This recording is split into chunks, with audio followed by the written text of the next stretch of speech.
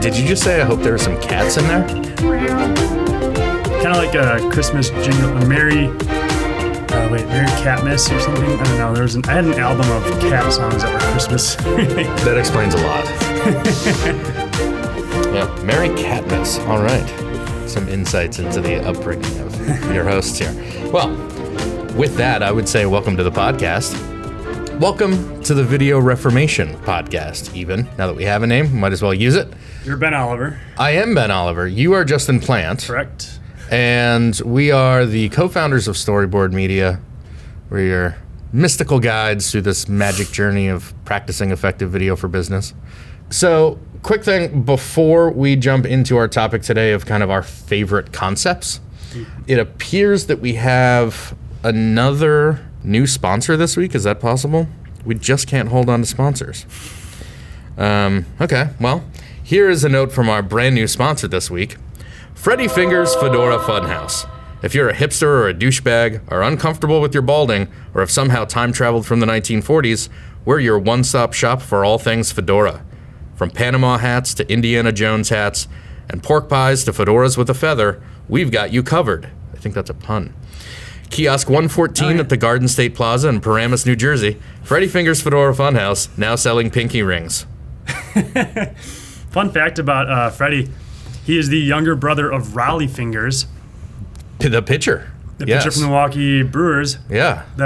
So Raleigh has the mustache. That's probably why hipsters do those crazy mustaches. Yeah, it's all the Fingers brothers. It's the Fingers family. Yeah. Who are both mustachioed and fedora'd. Yeah.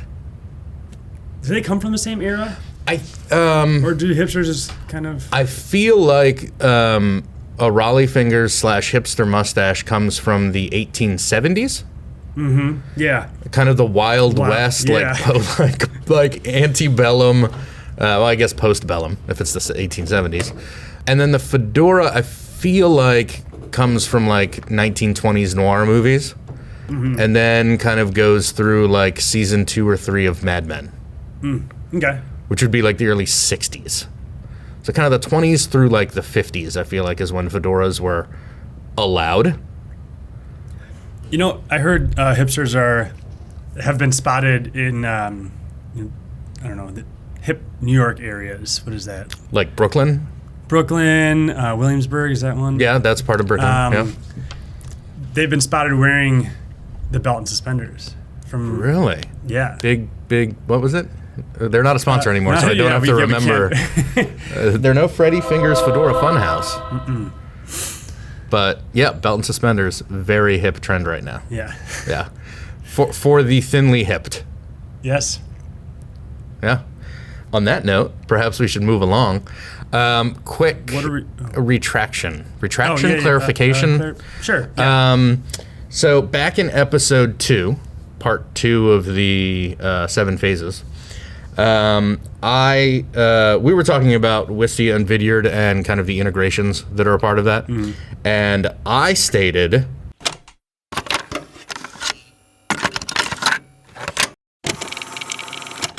I feel like they're just included, whereas with Wistia, it's like you get, you kind of get to their custom level, and then you get a certain number of integrations, or like with Vidyard, it just all comes with the integrations that you need. And of course, that statement isn't entirely accurate. It's not that Vidyard has everything included, it's just that all of their solutions are kind of all custom tailored. So whatever you're being pitched, it's based on your needs. Yeah. And so whatever service level you end up with them, it's specifically tailored, and so it just kind of feels included. Yeah. So it's not like it's not like you wouldn't necessarily pay extra for it. It's just that Wistia then has that additional, like, first 2 levels of service that don't include custom. It is. So just wanted to clarify that it wasn't as, quite as black and white as we may have made it out there. And thank you to an eagle-eared listener. Birds do have funny little ears. I found out I have chimney swifts, which are birds that live in chimneys. Oh, I thought that was a character from Mary Poppins. They fell in my chimney. The nest fell off. Oh, I saw your Instagram story about that. And the eyes weren't even open yet on these little chicks, but they had these strange crescent-shaped holes in the back of their head that I assume feathers just cover up at some point. So, of course, birds hear. I just never knew how, and it's through ears. But not external, like... Right, no lobes. No lobes. Maybe you could get the birds a fedora. If they're cold? Until their feathers come in and cover their ears. They don't look hipster enough. Okay. Okay, so we're however long in we are now, and we might as well start talking about our concept of favorite concepts. So I think it's worth noting that we have not yet shared with each other what we're each bringing to the table. Right.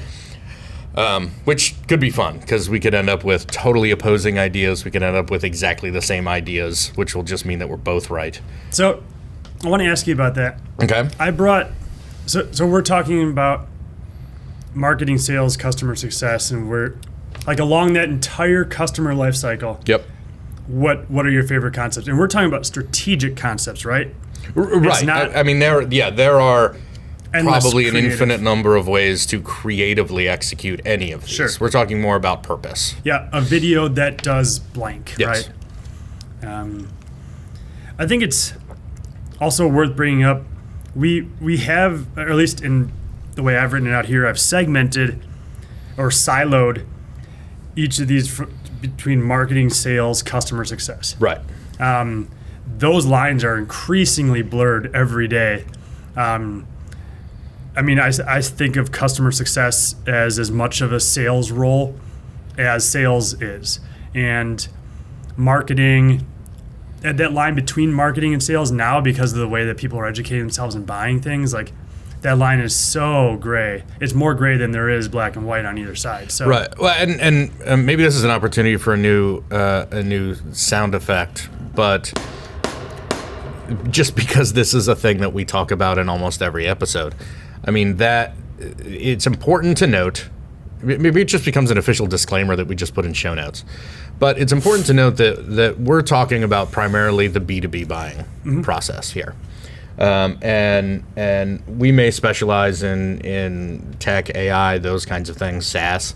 But there are just distinct differences between B2B buying buyers' journeys and B2C buyers' journeys. So I imagine it's the same in B2C, but we're specifically coming from a place of B2B.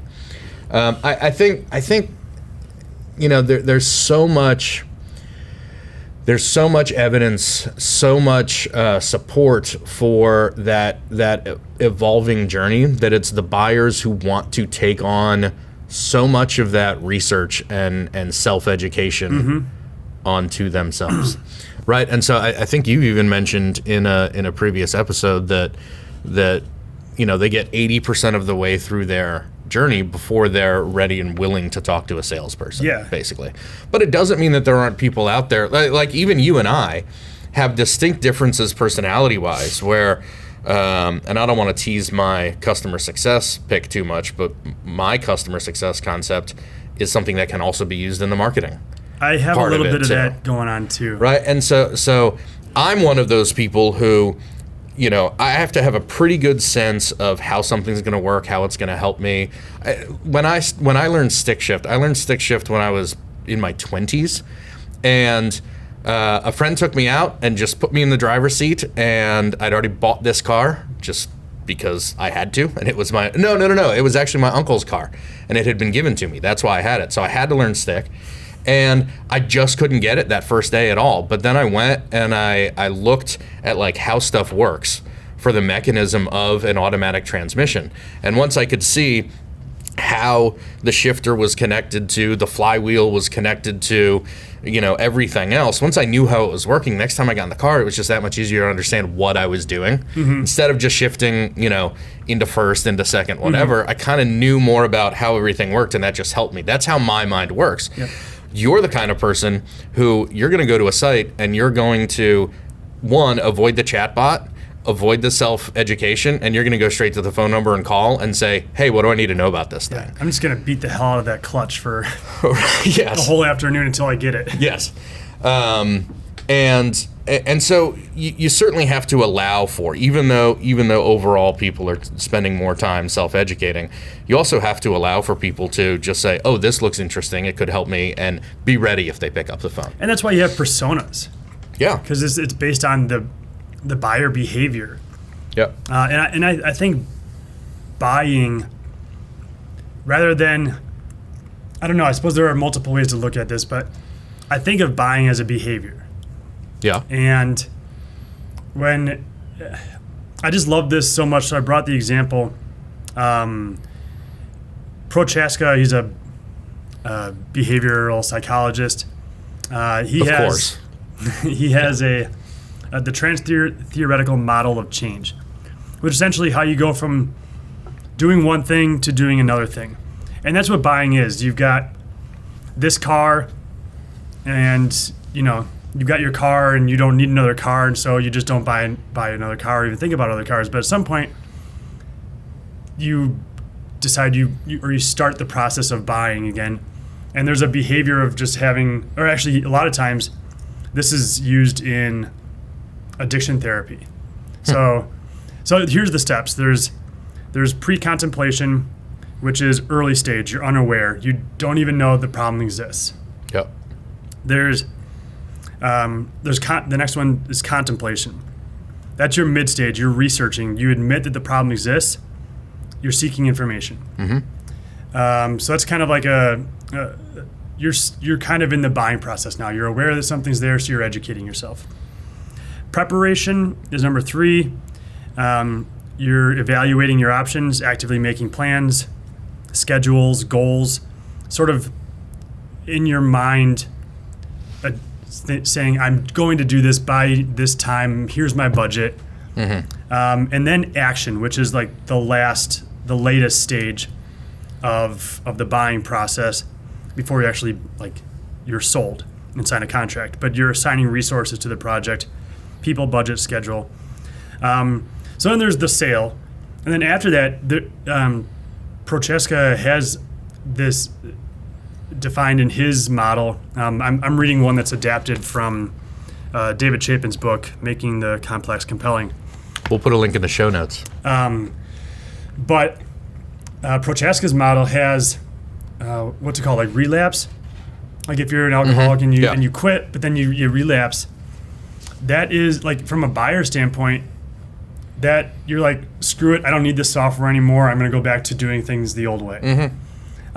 And then there's another one after that in Prochaska's particular model that is like you're on the path. You're back on the path. You're staying on the path. For us, advocacy, or kind of like just staying true to that platform and using that platform for a long time. So the way that this kind of breaks up, stage 1, pre-contemplation, is your marketing. That's the way I see it. You're there just like Blair, and says, like, educate the unaware. So that's marketing's job. Well, and that reminds me too, and since you started talking about this model, I've been trying to think about where I heard this, and the closest I can get, I think it was in a talk at the Internet Summit a couple years ago. But somebody was giving their presentation, and they were talking about the funnel, and when they're talking about that kind of pre-contemplation, it's not like somebody wakes up one morning, rolls over to their wife and says, I think we should be more aware of the new car solutions to us. Mm-hmm. And so this pre-contemplation almost feels like more of a kind of a subconscious thing. Like to play out the car, it's, if maybe you hit a certain mileage on your car. Mm-hmm. Maybe it's you start hearing a sound in your car that you haven't heard before. Maybe it's you see someone else's car. You get a raise. You're about to have a kid. Whatever it could be. You may not actually yet be thinking about, I need a new car, but there's something in your brain that's starting to work around. Mm-hmm. There might be an opportunity or a problem. This may not be the solution for me in the near future. Mm-hmm. And you're not actively thinking new car, but you're thinking, I have a problem. Yep. Yeah. And then once you pass that hurdle, that's where, in my opinion, that's where you enter into the sales silo, and I've got air quotes. Yeah. Because you're beginning to consider alternatives. You're educating yourself on what your potential solutions are. And then way towards the end of this model, advocacy or I forget what Prochaska calls it, but that staying on the straight and narrow, like you've adopted this new thing, this new behavior, and you're going to stick with it. Some people relapse, some people don't, but that's where customer success comes in. Exactly. Yep. All right. Well, since this whole concept for an episode was your idea, I'm going to make you go first. Okay. And so let's stick with marketing, or let's start with marketing. So what's your kind of favorite go-to concept for marketing? I'm going to mention two that I have three kind of as I was jotting notes down. Choose one. Yeah. I'm going to say the other ones first. Oh, good. Yeah, that's good. Before I get to the one, I'm going to mention the others. I really like personalized, as like especially from an invitation to an event or something. Like I didn't know this event was happening, but you get a personalized invitation through video. Yeah, I think that's very compelling. It's interesting you say that because as I was making my decisions, I of course only selected one per, because that was the minimum required of me. College dropout. So I was also thinking a little bit about what you would choose, just to hopefully come up with different options. Yeah. And my default in each category was that you were going to go with something personalized. So it is interesting that you start with something personalized in the marketing, like an invitation or something like that. But that's not your one. So what's your other non-one? My other non-one is brand. I'm going to call it like brand association content.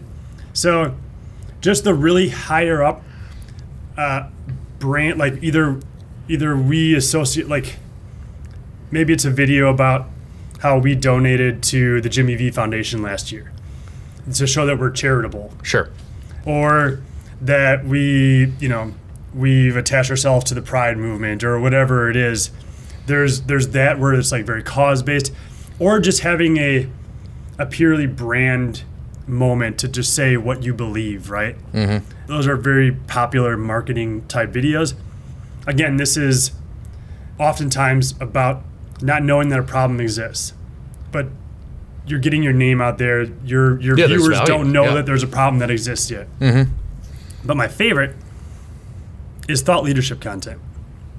Okay, when you're saying the last one, I thought you were going with more of like lightly branded, unbranded educational content, but I feel like that might fit under thought leadership a little bit. So I think about this from the buyer's perspective. I don't know that a problem exists yet. The first place I go is search to start exploring some things. I don't know what I'm looking for yet, but I go to search. And if there's, like, I'm thinking of one of our clients, we have a completely unbranded YouTube channel that discusses AI and the deep discussions and topics about AI. Understanding AI. Not how selling it works. Their products, not... Exactly. Yeah. There's no mention of their product. Nope. I think that's so smart because... We thought of it? Like, you know that you can go there for answers and that you trust this source. Right. And trust is a fundamental aspect of this whole process. And so starting with the foundation of trust, I think is really important. To say that we're here for you, to give you the knowledge that we have as experts. Whether or not you hire us, this is for you to use as best you can. And I imagine everyone has those channels, sources, brands, whatever, however you want to identify it, that they go to for all kinds of things too. When we started this company and we're much more production focused, we kind of started with still motion, right? Because they spent so much time explaining how to make these videos, how to tell a story, how to find a story, all those things. We weren't necessarily a potential customer of theirs, but then they spun off Story and Heart that then was something we could be a customer of. And because we had that attachment to that brand and those people, we then quickly became a part of that ecosystem. When we started pivoting to more of the strategic stuff, we learned so much from Vidyard before we were ever remotely a client of theirs. Yeah. And now we're an agency partner and we use their product and and all of that was because we knew that they would be the go-to. And so Yeah. we've all got, whether it's personal or related to our jobs, we've all got those sources that we use. Make your own From brand, a B2C a resource standpoint, like that. just like Lowe's has so much do-it-yourself home, or maybe even the Home Depot, I'm sure, but they've got so much just do-it-yourself, how to make your porch or whatever, Yeah. how to fix your sink. And I'm buying into the fact that they're experts, and I trust that they're telling me the truth. And I don't know, it's a great place to start a relationship. Well, I think if you link that with those kind of brand lift moments that you were talking about before, if you're constantly doing that kind of building of the brand type content across multiple media, if you end up finding one of those brands that also is giving you the education and the information that you need, you're already just kind of more aware of that brand anyway, and then it just solidifies. I mean, if you started just from the how-to, I imagine it's a longer process if you were building a brand, trying to build a relationship with your brand and your prospects.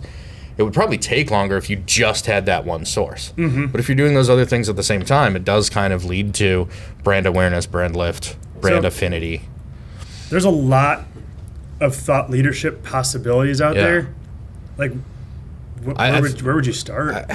Well, there's like QA type stuff. I don't know. Yeah, I mean, there's so many ways. I think we've even discussed doing an episode on thought leadership opportunities. But I think there's a way to in a non-marketing-y, non-salesy way answer the how-to questions. Those are some of the most searched questions out there, right? Yeah. Answer those how-tos, even if it's not directly related to something that you're selling. If you're providing value to people, then they will connect with your brand. I think with thought leadership, for some reason, I always go to events.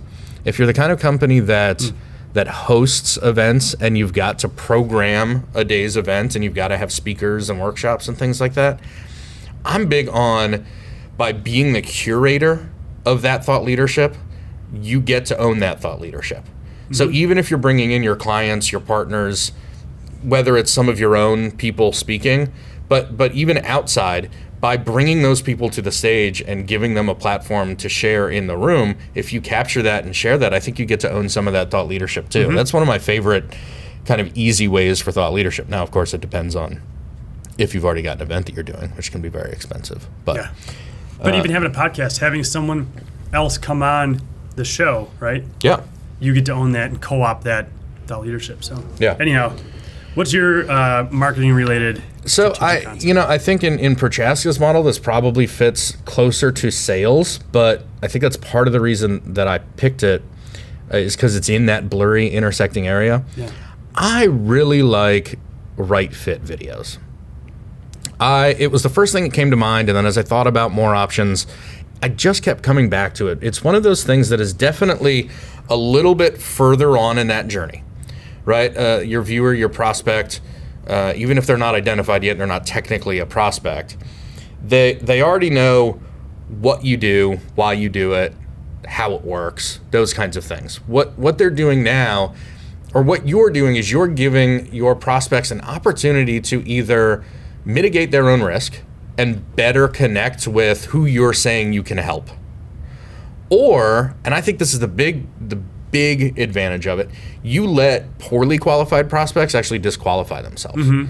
It's so often just as important to have someone not become an MQL and pass them off to sales, because then that becomes a waste of time for any salesperson who needs to go after someone who's not really qualified. Yeah. And so it's just as important to get those people out. And so if you have your site, or if you have any of your content organized by persona or by industry or sector, those kinds of things, you could potentially make a different video for each of those personas, industry, sectors, and basically say, this is who we help the most. This is our model client. This is whatever. And then you're letting the user basically go down a checklist and say, yep, that's something that could help me. Yep, I fit that. Yep, I have that budget. I mean, whatever it is that you're saying, this is who we help the most. And I think that's the best way to position it. Then they basically get to the end of that and say, okay, well, I know what they do. I know that they think I'm a good fit for them. I feel like they're a good fit for me. It's probably time to talk to someone. I think that's probably the most likely next step, is to then finally, if they're one of those big self-educators, pick up the phone or schedule that demo, whatever it is. So I don't know. I like that one. I like the risk mitigation, right? It's I already know what you do. I know how it works. And this is kind of the last thing to be like, yeah, okay, maybe this is right for me. I think part of the gray area in between marketing and sales comes from how you use it too. Sure. Because someone may, like, just where you are in the buyer journey, you may be just stalled out at a certain point, and then you get, as part of an email campaign that's just automated marketing content, you get a right fit video. Is that sales? Is that marketing? It's just, I mean, sure, you're reassuring their intent to make a decision, but you might be pulling them back a little bit more on your side, and so it's just kind of where you are in that journey, I think. I think, and thinking about how you could use it. I mean, I'd already mentioned if you've got your site segmented by persona or industry sector, that kind of thing. Nurture is another great opportunity. I think there's even a retargeting opportunity potentially for that kind of stuff. If it's someone who you can identify as at a certain stage in their journey, then might as well, let them see something targeted to them on some other platform that then speaks directly to them with that, with where they are in that process. So is it marketing? Is it sales? I think that's kind of the whole point here is, it can be either. And I mean, that brings up interesting discussion too. And we're dealing with it with one of our existing clients. Is there's the type of content that both marketing and sales can use, but then and I think this goes to maybe creative concept. You could have a right fit strategic concept that marketing would execute one way because they'd use it one way, but sales would need to execute in a different way because they're using it in a different way. It may already be someone that they've identified as a sales qualified lead, and maybe they're just not getting a response from them. And so they're going to send it through very direct one-to-one outreach, whereas marketing is putting it out there more for, we know that you're this type of persona, we know that this journey is this, and we know that if you get to here, you're probably wondering, is this a good fit? And so you take different creative approaches with those. Yep. It just makes me think of, like, a lot of the commercials. Do you ever blank, like, do you have sleeping problems? Do your kids blank? Do you know what I'm talking about, like radio commercials of, like, oh yeah, I'm trying to think of a good example now. Or any infomercial. It's very infomercial. Don't you hate it when? Yeah, that's what I was going for. Don't you hate it when? But that is almost right. That's starting with a right fit. Do you put yourself in this bucket? If so, we might have a solution for you. So, like you said, creative concept. Yeah. The way you construct that creatively. Yeah. I think we've beaten that to death. Yeah. Yeah. Did everybody get that? Good. Sales? Yeah. All right. What are your 3 options for sales? I have 5. I'm not sure which one's my favorite. All right. I'll go with the other 4 quickly. Demos, micro demos. That's what I chose. It just helps you. Okay. So do you want to go ahead and hit that? Sure. So we call them micro demos. I think what it really is taking the individual, like, feature benefit set of your platform, product, service, whatever. It's breaking them down into just that specific feature, just that specific benefit, whatever it is, and not getting in the weeds, but just getting super specific and breaking that out into a library of content. So if you've got a SaaS platform that does 9 things really well, that's at least 9 videos that you would make, one that focuses on each of the things it does well. It's super accessible. It's, I mean, we've written some before, and I think our tagline ended up being, all of them ended with, it's that simple, right? And so these are key because I think there are 2 primary opportunities to use them. One is a prospect has been identified, they're a sales qualified lead, and they won't yet, for whatever reason, commit to a demo. But based on the conversation, so they're interacting with you, but they're still hedging for whatever reason. They're shy, they're not sure, there's too much risk, they're not the decision, whatever it may be, right?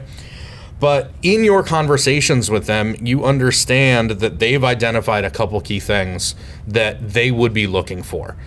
Only send the micro demos that speak to those opportunities. So if you've got those 9 pieces and they say that it's, issue A, issue D, and issue G, only send those 3 videos and say, hey, I wanted you to take a look at these because I know we've talked about how you could use this, this, and this.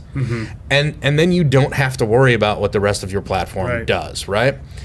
And then I think the bigger opportunity is then immediately post-demo. Especially, and in the B2B space, this is just an increasing occurrence, especially when there's a consensus building sale, right? Where you've got to get your kind of foot in the door person to agree to it, and then you've got to go to their boss, and then you've got to go to a CFO. Like when you've got to get multiple people to sign off, oftentimes you can only get one person at a time for those demos. So if you've just completed your standard demo with that kind of foot in the door prospect, pull out those questions like, what would your boss, is that something you find interesting? Is that something your boss could use? Listen for those opportunities. Like, wow, that's fantastic. Mr. So-and-so would love that. Make note of that. And then you're empowering your foot in the door prospect to turn around and send that specific content to then their boss on your behalf and say, hey, I just got this demo. There's a whole bunch of great stuff in here. This, and this made me think of you because you're always talking about these things. Check this out. I'd love for you to talk to this guy. This thing could really help us. And again, it's about sending that very specific content, and it feels personalized. It feels customized. And it doesn't get into this, 80% of the other stuff that they don't really care about. It's funny you ended there because my next video is the 80% video. Yeah, no, I considered that too. I mean, that's just nice, kind of an early on way to reach out to somebody and say, look, most of people in your situation have these types of questions, just wanted to address this quickly. Again, that's the sort of thing that allows people to kind of either say, oh yeah, we're mostly on board with that, or you know what, this isn't the right solution. Yeah. And it's easier to scale. It is much easier to scale, yeah. This one's a little bit kind of is in between actually sales and customer success. And that's an FAQ. I think which is what I chose for customer success. There's a difference, though. I would call, for customer success, I would call that a knowledge base. In sales, I would call it FAQ. Let me just go to my notes. Ben's customer success pick, concept/purpose, FAQ/knowledge base. Audience, customers before submitting a ticket, also prospects who are super self-educational. Sure. So, I agree. And I think that's great because, like you put it, people can answer, and you can actually kind of build the structure around what you want them to know. Yes. But make it sound like you're serving them. Yeah. So I'll get into FAQ as my customer success pick, but since that's your throwaway sales pick, let's move through your other throwaway sales picks.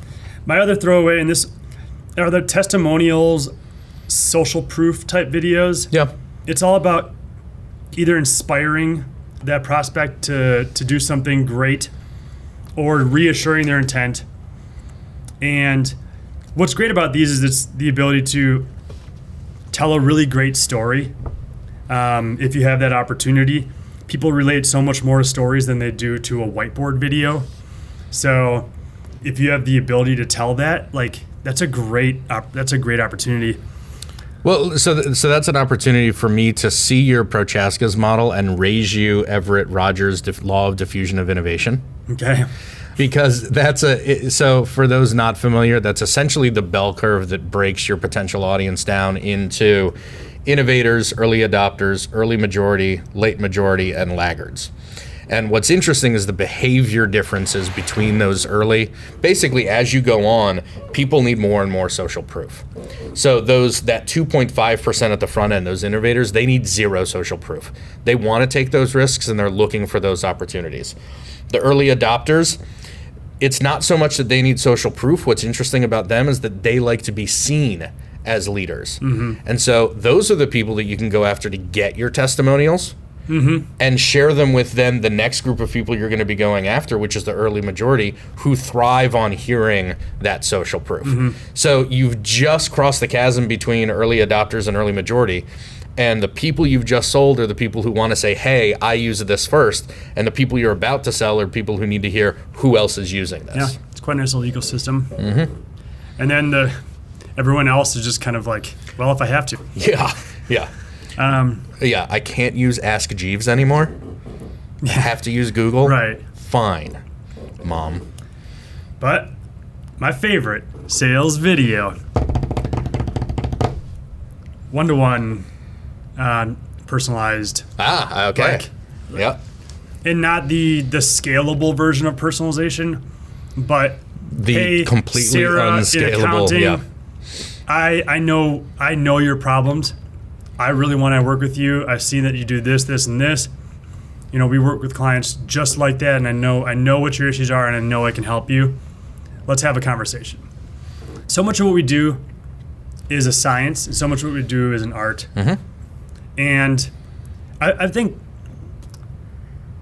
the science is more the strategic component, and art is more of the creative component. And in sales is very much an art, and this is the ability to apply that in the sales videos, and just really, really connect with a person on a very personal level. Art does not scale. Art is a one unit thing. Yep. And I like that approach. I've seen a lot of success with it, whether I'm doing that really early in the sales process or even later on, like contract review time. So I love that. I think, which episode was it? Was it episode 5? We talked about video selling. We go into much more in depth into how to use one-to-one. So if you're starting here at where are we? Episode 7. Maybe jump back to episode 5 if one-to-one sales video is something that interests you. Anything else on sales, or should we jump to customer success? Let's do it. All right. Well, we already know what mine is. Mine's going to be FAQ knowledge base. So why don't you go first on this one? So let's see here. I'll go. It's funny because I've got demos down here. But I think that makes a point, right? Yeah. And I think the better point that it makes is that you don't necessarily just want to make one thing and use it everywhere. You can have, and this is going to sound so douchey, but like we're on the cutting edge of this video strategy stuff, right? Not everybody is putting the level of thought into it that we like to put into it. And so I don't want people to think that you can just, make something once that's going to apply to all of your silos and all of your journey, and that it's going to have the same efficacy if you just make the same thing. You can have a strategic purpose, right? To share one thing, to make demos, right? To demo off individual parts of your platform, whatever. But depending on where you're using it, you're going to take a different approach with that. Yep. And so it can be that demos fit for marketing, sales, and customer success, but please take a different approach, creatively, executionally, whatever. So was I going or were you going? You were going. Okay. I think you said I'm going to go, and then I jumped in. No, I said, you already know what mine is. You go. You had a whole bunch of silence as you were looking at your notes, and I said, well, then I'll go, and then you started. I know where I'm going. Excellent. So I got knowledge base on here. I've got onboarding, which the one-to-one video is really great in customer success. And so onboarding one-to-one video can be used in onboarding. But I also think there are specific, setting up your account and customizing this or that or plugging in this integration. Or I think of onboarding also as even if it's not like a platform like that, even if it's just a thank you, right? Welcome to the community, whatever it is. Yeah. I've also got, so all that, I kind of just toss all that into a big bucket. Like the account handoff though is kind of a nice way, like one-to-one way to use one-to-one in customer success. But I see customer success, especially with the customers we work with, as the biggest sales role. Because a lot of our clients are in this land and expand mode where get them in using one product, whether it's a free trial or something else, the lower version, and grow that account. My wife works for a tech company. She's an account manager. She's not actually in customer success. I think it's just a definitions thing though. But she's responsible for identifying opportunities, gets rewarded for passing those opportunities along to sales. So she doesn't directly handle that sale, but what I'm getting at is product updates. Those are my favorite customer success videos. Interesting. Which is marketing in the customer success world. So we had this new feature, this new thing, and we've introduced a new level, and these will be available starting March 1st. Yep. It's just a great way to show someone how the product is being innovated, kind of laying out that roadmap, and creating sales opportunities. It gives you a real opportunity to deepen your existing relationship with those customers too, especially if what you're selling, what you're making is something that doesn't necessarily have daily use, right? Sending those things just kind of like reminds them that this is something that they're paying for and is supposed to be helping them too. Yeah. And it really helps you retain those customers too, because the more that you're updating, innovating, listening, right? I think the most effective product updates are the ones that start with "We've heard you," basically. And I honestly prefer the things that we use day to day. I prefer the ones that have a dedicated feature request section from a customer success standpoint. So there are some things that we use where I will go in almost every time I use it, and I'll do a quick check of the knowledge base and just make sure that I'm not suggesting something that already does exist. But what's amazing is, I'll send that off. Hey, it'd be great if blah, blah, blah, right? And then to get some kind of response from that saying, that's fantastic, we're going to add it to our list, or it's already on our roadmap, those kinds of things. But then when you get those product updates, it's just that much more authentic to say, and involved, like you become a part of it instead of just, again, it's deepening that customer relationship. User, you've become a part of their development. Yeah. Okay, well, I think that kind of goes to surprise my selection, which again is that kind of FAQ knowledge base opportunity. From a customer success standpoint, I really focus on more of the customer support angle of customer success. I think there's a greater benefit with that because one of the things that FAQ video and knowledge base video does is it minimizes the number of support tickets that you've got coming in. And that is so often a huge metric of any support team is how quickly can we get these things turned around? How can we get, if you can have fewer of them, you can turn the existing ones around faster. So the opportunity here is almost brutally obvious, is that in text response to a knowledge base thing, you're just telling somebody how to fix something. With video, you get to show them as well as tell them. So at scale. At scale. And so, there's a whole art to figuring out and science to figuring out which videos to make, but just go with the most common ticket requests, the most common questions you're getting, and just start there. Practice. Pick 3 or 5 or whatever, right? And they can be really low quality screen grabs and voiceover, and people are totally fine with that. Think about how often you go to YouTube, or you just Google, like, I don't know, something about a sound with your car, right? And then you see, like, how to replace your exhaust hanger on your 2008 Volvo S60. Maybe that was a recent search I've made. Who knows? My car's making rattling sounds. But, I've watched that video, and I know that that's not something I can do, so I know I've got to take it to the shop. But all I need to do is ask them to replace the exhaust hanger. But I've seen how it's done, right? And so it's just a fantastic opportunity to show and tell. But like we were talking about before, it's just as much for existing customers before they submit a ticket as it is for prospects before they buy.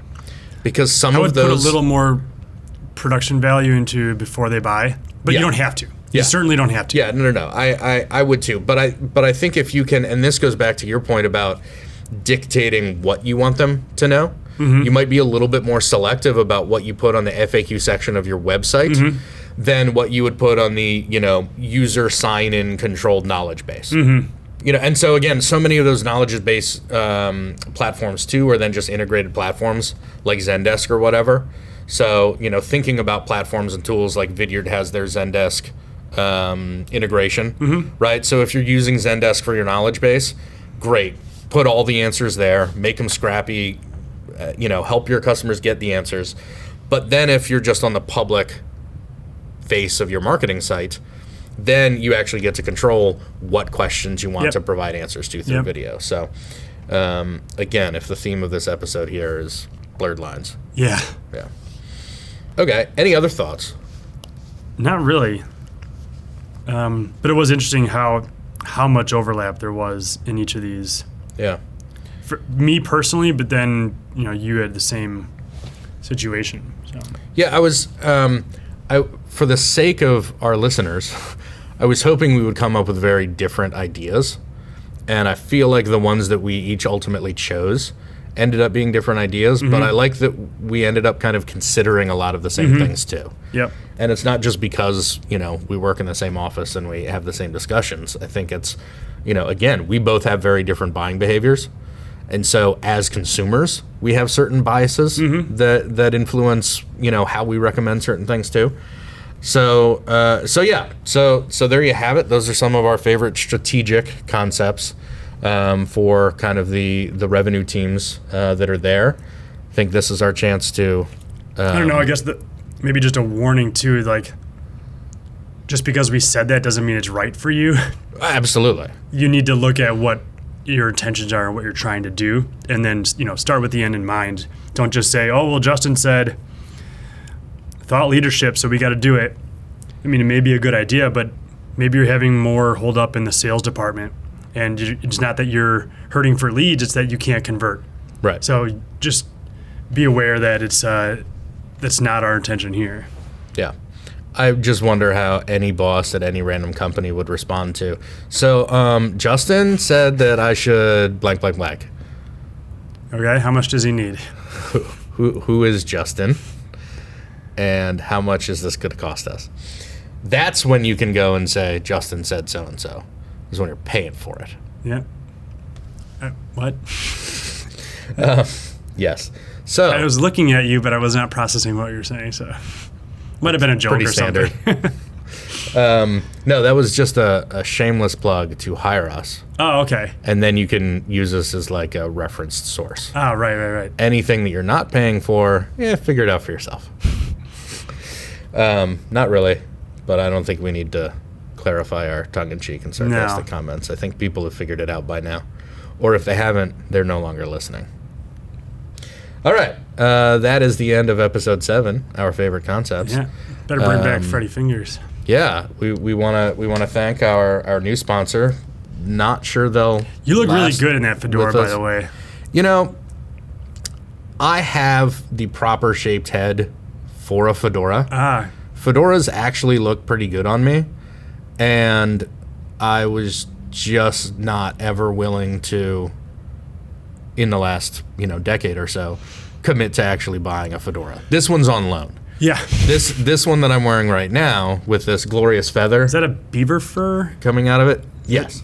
That's just the wrapping. So since this is an audio podcast, for those of you who don't know, I'm wearing a light brown tweed fedora with a beaver fur strap. What's the wrap? That piece of fabric that goes around the kind of right above the brim. And a red.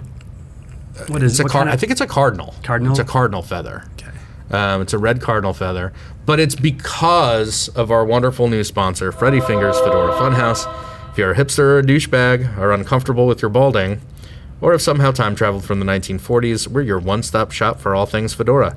From Panama hats to Indiana Jones hats and pork pies to fedoras with a feather, we've got you covered. Kiosk 114 at the Garden State Plaza in Paramus, New Jersey. Freddy Fingers Fedora Funhouse, now selling pinky rings. pinky rings, not pink earrings. Pinky rings. Yes, pinky rings. Yeah, don't go asking for pink earrings. No. See, I wish they would have sent me one. I'm 3 of those things. I'm not from the future or the past. Although you kind of are from the past and will be from the future. Yeah. Whoa. But my head is so horse-like. Oh, your head is not shaped properly for a fedora. But I'm balding. I'm a total douchebag. But you're comfortable with your balding. Yeah, It's because for I'm the 6'5", uncomfortably and people balding. can't see People it. can't see. It's up in the clouds. I'm 5, and I'm comfortable with my balding, but I just shave off the rest of my hair anyway. I've just You don't think a embraced it. pork pie would work? I think a pork pie would. I think a pork pie would. You need a rounder face for that too, don't you? I was just trying to look for something that kind of like I think you lean into it and you'd have to go top hat. like a 10-gallon. Like a 10 like an Abraham Lincoln, and then shave off your mustache only. Mm-hmm. You could actually pull off a young Abraham Lincoln vampire hunter if you just shave the mustache and put on a really tall top hat. I think that's why he did it. He was already freakishly tall. Sure. So I got called in basketball in high school. I got called, "You Abe Lincoln looking son of a bitch." So we'll see. There you go. The kids were right. Yeah. Or was it another parent? no, it was Who was another calling you? rival team. Okay. It hurts when the parents of the kids you're playing against are shit talking you from the stands. What did they call you? I don't know, but I just, what's weird is I've always been stocky, but at least when I was younger, I was really fast, like really agile and really fast. And I remember someone who in high school became one of my best friends. We remembered each other from basketball camp, and he was like, "Oh yeah, you're the fast fat one." And I was offended, of course, but then I was like, you know what? Yes, that was me. We should race. Yes. 12-year-old me should race you. And we'll see who wins. All right. Well, I imagine the outro music has started by now. If Anthony's any good at his job. That's true. I think done that a while ago. it's an art figuring out where to fade in the outro music. But also The mix science. is key too, right? Because people stick around and listen for these. That's not confirmed yet. That's true. We only have download numbers. We don't have listening time. Let us know if you're enjoying this endless banter. Yeah. I would just put it directly in the ratings and comment section of iTunes, Stitcher, or wherever you. I feel like Stick that's around just for like minute one 58. name, right? I feel like that's just one name of podcast platforms. iTunes, Stitcher, or wherever you consume your podcasts. Yeah. Just throw it in the ratings, throw it in the comments. In fact, the first person who does it will give you